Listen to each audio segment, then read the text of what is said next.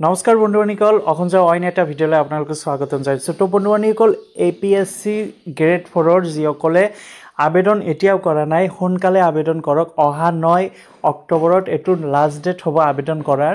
তো ফ্ৰেণ্ডসকল APSC যেটো grade 4 declaration ফৰ্মটো আছে সেইটোলৈ আজি কথা পাতিম। তো ডিক্লেৰেশ্যন ফৰ্ম A এইটো হৈছে আপোনালোকৰ ফ্যামিলি নৰ্মছ ফৰ্ম। তো এইটো আপোনালোকৰ ফিল আপ কৰিব লাগিব। কিছুমানে কৈছে যে দাদা কেনেদৰে ফিল আপ কৰিব লাগে, এই ভিডিঅ'ত আপোনালোকে গম পাই যাব যে এইটো কেনেদৰে ফিল আপ কৰিব লাগে। তো এইটো হৈছে ফৰ্ম A, আপোনালোকে চাব পাৰিছে ডিক্লেৰেশ্যন ফৰ্ম A। এইটো হৈছে ফ্যামিলি নৰ্মছ যেটো ডকুমেন্ট, এই ডকুমেন্টটো আজি ফিল আপ কৰি আপোনালোকক দেখাই দিম। তো ফ্ৰেণ্ডসকল ইয়াতে প্ৰথমত লিখা আছে I3, ইয়াতে আপোনাৰ নামটো লিখিব। তাৰ পিছত সন অফ, আপুনি যদি ল'ৰা হয় সনত ক্লিক কৰি দিব আৰু দেউতাৰ নামটো লিখিব, আৰু যদি ছোৱালী হয় ডটাৰত ক্লিক কৰি দিব দেউতাৰ নামটো, ইয়াতে ফাদাৰ নেম আপোনাৰ লিখিব। এজ আপোনাৰ বয়সটো ইয়াতে লিখিব যে আপোনাৰ বয়সটো কিমান হৈছে, 25 হওক 28 হওক 29 হওক ইয়াতে লিখিব। ইয়াৰ্সটো লিখিব অকল।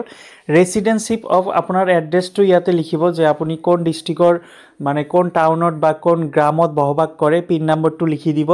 তাৰ পিছত ইয়াতে লিখিব that I have fill apply for the post, এইটো কি পোষ্ট হয়, গ্ৰেড 4ৰ APSC পোষ্ট হয়, ইয়াতে লিখিব। আৰু এডভাৰ্টাইজমেন্ট ভাইট, ইয়াতে এডভাৰ্টাইজমেন্ট নাম্বাৰটো লিখিব যিটো ডেটত এডভাৰ্টাইজমেন্টটো মুকলি হৈছে, আপোনাৰ সন্তান কিমানটা, ল'ৰা কিমানটা ইয়াতে লিখিব। যে এজনী ইয়াতে অৰ্থাৎ 1 লিখিব যে I have 1 number living children as on today. আৰু যদি দুটাতকৈ বেছি হয়, দুটা হলে ইয়াতে 2 লিখিব, তিনিটা হলে ল'ৰা ছোৱালী তিনিটা লিখিব। তো ফ্ৰেণ্ডছ অল ইয়াতে নেম, সেক্স আৰু ডেট অফ বাৰ্থ লিখা আছে। তো এইটো আপোনাৰ যদি ধৰি লওক সন্তান আছে ঘৰত, যে ল'ৰা হোক বা ছোৱালী হোক, ইয়াতে নামটো লিখিব, সেক্সটো লিখিব ফিমেল না মেল, তাৰ পিছত ডেট অফ বাৰ্থটো লিখিব, কিমান চনত জন্ম হৈছে এইটো লিখিব। আৰু তলত চাওক 4 নম্বৰ ইয়াতে এটা লিখা আছে আই এম নট মেৰিড। যদি আপুনি বিবাহিত হয় তেন্তে মেৰিডত ক্লিক কৰি দিব, আৰু যদি বিবাহিত নহয় নট মেৰিডত ক্লিক কৰি দিব। বিবাহিত নহলে তো এইবিলাক লিখিব নালাগে আপোনালোকৰ, যে ল'ৰা হোক বা ছোৱালী হোক এইবিলাক একো লিখিব নালাগে।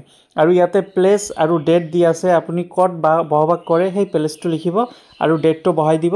আৰু সিগনেচাৰ অফ এপ্লিকেণ্ট, ইয়াতে আপোনাৰ সিগনেচাৰটো লিখিব।